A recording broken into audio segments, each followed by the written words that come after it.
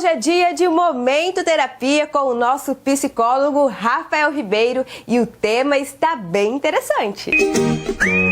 Momento Terapia com Rafael Ribeiro. Oferecimento Elaborar, coach e assessoria. Olá, meu nome é Rafael Ribeiro e esse é o nosso Momento Terapia. Seja muito bem-vindo ao nosso quadro de hoje e nós vamos estar falando de um assunto muito interessante. Vamos estar falando sobre síndrome do pânico. Isso mesmo, você com certeza deve ter passado por algum momento na vida, pelo menos um ataque de pânico. Mas nós vamos estar falando daquelas pessoas que convivem com isso a vida toda. Boa tarde, Gemima. Olá, tudo bem com você? Tudo bem. Hoje nós vamos, Gemima, falar exatamente sobre o quanto a ansiedade pode estar atrapalhando a vida das pessoas. E você, Gemima, é minha convidada hoje para a gente estar levando para o pessoal de casa o que essa síndrome, esse transtorno pode estar afetando a vida das pessoas. Realmente, é um assunto bem interessante. Nós vamos falar de vários medos e alguém em casa pode se identificar, né, e acabar descobrindo aí de alguma forma que tem um pânico, às vezes pode estar já em um estado avançado e buscar a partir daí uma ajuda, né? É verdade. Então, nós vamos falar hoje sobre o que é a síndrome do pânico, com e sem agrofobia. Pra gente começar então o nosso bate-papo, Rafael, o que seria a síndrome do pânico? Ok. A síndrome do pânico, Gemima, e você de casa, ela é muito parecida com uma sensação de morte. Sim. Né? A síndrome do pânico é quando aquela pessoa, ela acha que naquele momento ela vai morrer. Né? Porque as reações fisiológicas, né, as reações orgânicas, elas são muito parecidas com a morte mesmo, né? A síndrome do pânico, ela vem carregada de suor, né, um ataque cardíaco muito forte, coração acelerado, né, a pessoa fica sem ar, perde totalmente o ar, ela não consegue pensar direito. Sim.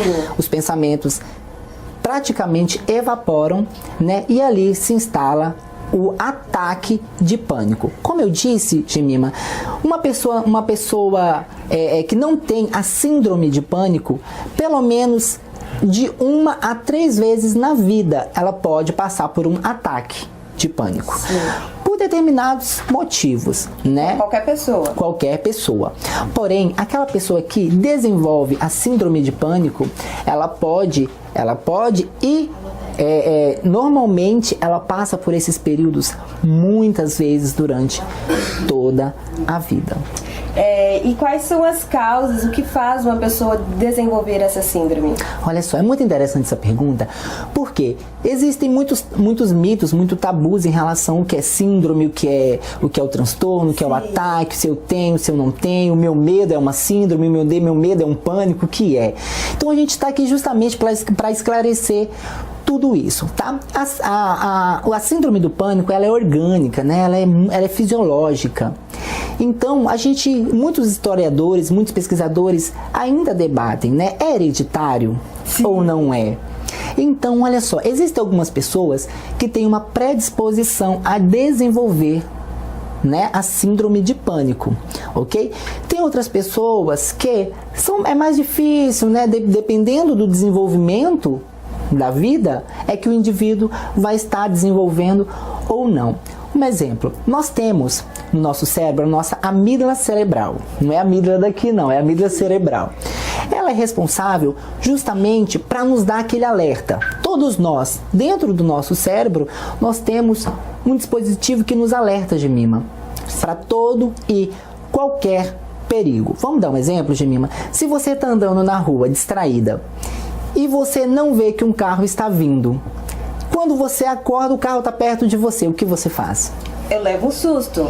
E faz o que depois? Eu me desvio do carro. Se desvio, né? Automaticamente, o seu instinto, esse dispositivo em você, que é o pânico, você vai entrar em pânico. E automaticamente o seu fisiológico vai reagir a isso. O que você vai fazer? Correr. O seu reflexo vai desviar. Sim. E é assim que acontece com todo mundo. Porém, esse dispositivo, como nada é perfeito, esse dispositivo, no decorrer da vida do ser humano, esse dispositivo vai dando problemas. Sim. E essa pessoa, às vezes, ela tá andando na rua e do nada dispara esse pânico. Então, a síndrome do pânico, geralmente, ela não tem motivo aparente nenhum. Ela só dispara. Então, a pessoa pode estar no meio da rua, pode estar numa igreja, pode estar em casa, pode estar fazendo o que for. Dispara e ela entra em pânico. Então, é aquela sensação que a pessoa está morrendo. E a pior coisa que alguém está perto, um profissional está perto, a pior coisa que essa pessoa possa dizer é: você não tem nada, é coisa da sua cabeça. Verdade. Olha só, talvez o que está acontecendo ali no real não tenha nada aparentemente, mas a dor, o sofrimento daquela pessoa é muito real. Então, o sofrimento é muito intensificado. Então, olha só, dentro dessa síndrome, nós não sabemos o que é que levou àquela causa no momento. Por isso que é muito bom, muito importante essas pessoas estarem procurando um profissional para estar descobrindo o que é que me desenvolveu essa síndrome do pânico. Sim. E geralmente são coisas que estão lá na infância, devido ao desenvolvimento do indivíduo. No caso, como o Rafael falou, todos nós temos algum tipo de pânico. Aí, a partir daí, cabe nós ver até onde isso está estrovando. Eu, por exemplo, tenho medo de água. Né? Quando eu vejo um rio, eu procuro sempre ficar bem longe. Muita água. Muita água. Morro de medo. Até piscina. Se eu for num lugar, eu prefiro ficar onde que é de criança. Mais seguro, né? Mais seguro. Aí, nós somos nas ruas para saber o que a população tem medo, né? O que afeta? A gente vai ver então agora a pergunta do seu Teomar Ribeiro, ele é aposentado. Vamos ver o que ele perguntou pro Rafael. Psicólogo, eu tenho medo de elevador, o que seria isso? Ok, olha só, Jamime, é muito interessante quando a gente percebe que os medos, né, não precisa a gente ter uma síndrome para que a gente tenha muito medo de algo. Sim. E isso também tem muito a ver com as coisas que nós passamos no passado, né? Então, olha só, a síndrome do pânico, ela pode começar no começo da adolescência, até o finalzinho da adolescência ali, e depois dos 30 anos. Então, olha só, não é todo mundo que tem, mas as pessoas podem chegar a desenvolver uma síndrome se não cuidar disso com muita calma. Como você mesmo disse, medo de água, medo de altura, né? O que fazer? É muito importante procurar um profissional para que possa estar auxiliando e entender se este medo, né, é apenas um pânico, Sim. algo natural de alguma experiência passada muito ruim, né? Ou uma síndrome mesmo, que é um conjunto de sintomas que vai fazer com que esse indivíduo sofra muito. Um exemplo, se você tem medo de muita água, né? Desde que isso não atrapalhe o seu dia a dia, desde que isso não te impeça de viver a sua vida normalmente e você consiga lidar com isso de uma forma sadia, né? Então é importante você pensar até que ponto isso está saindo do meu controle. Medo de altura, até que ponto isso está saindo do meu controle. Sim. Né? Então é muito importante a gente identificar isso. Você está falando em medo de altura, o seu Zifirino, ele tem justamente esse medo. Vamos ver a pergunta do Zifirino. Aí eu tenho muito medo de altura, né? Só isso só que eu tenho medo, mas de mais nada, né? Graças a Deus, né? E medo de ladrão também em casa. Ok. Olha só, medo de altura também é muito comum, né? Pessoas que teve experiências muito ruins durante a infância. Porém, é muito importante a gente identificar se esse medo de altura, né, já está atrapalhando a vida dele. Sim. Um exemplo, pessoas que não podem ir em prédios altos, ou não pode viajar de avião e precisa fazer viagens longas. Isso já atrapalha a vida do indivíduo, né? E lembrando, às vezes, esses ataques de pânico, eles vêm muito sutis mesmo. Sim. Né? É o medo de uma piscina, é o medo de medo de ser rejeitado, medo de altura, medo de falar em público, medo de ficar sozinho, porque existe, viu, gente? Existe síndrome de pânico em relação à separação. Pessoas que realmente têm a sensação de morte. Isso é muito grave, porque às vezes nós tempos atrás de mim, mas as pessoas não falavam muito de síndrome de pânico e nem acreditavam muito, achavam que isso era uma bobeira. Mas as reações fisiológicas é realmente morte iminente. Então isso é muito grave. Então imagina, a pessoa tem a sensação que está morrendo. Sim. Né? Então um ente querido partiu, alguém viajou, às vezes uma viagem curta, a pessoa já entra em um estado de sudorese, falta de ar, e ela precisa controlar aquilo. E para controlar aquilo, nada melhor do que o autoconhecimento, do que a psicoterapia. E também, quando essa síndrome ela já está passando, né, dos limites, ela já está incontrolável, sim, nós trabalhamos com psiquiatras e trabalhamos com intervenção medicamentosa, porque é muito importante. Porém, essa intervenção medicamentosa, nós sempre prezamos para que isso seja menos agressivo o possível, né? Nada de ficar tomando remédio aí de qualquer forma. No caso, por exemplo, essa do seu Zifirina, até me identifico, eu também tenho um pouco de medo de altura. Sempre quando estou num lugar alto, dá aquela tontura, né? Seria também um sintoma do pânico? Sim, sim, olha, ficar em altura, ficar em elevador também, como foi a pergunta anterior. Um exemplo, o que é, gente, ficar num elevador? É você ter a sensação de que você não pode escapar dali. É ficar num lugar fechado, ir num cinema, entrar num quarto fechado. Então isso para aquelas pessoas é muito perturbador, né? Que a gente também chama de síndrome de pânico com agorafobia. Porque isso já é um critério que já entra junto. Algumas pessoas têm isto, outras pessoas não têm. Uma outra coisa, Gemima, que é muito visível em pessoas que sofrem desse transtorno, sofrem dessa síndrome, né?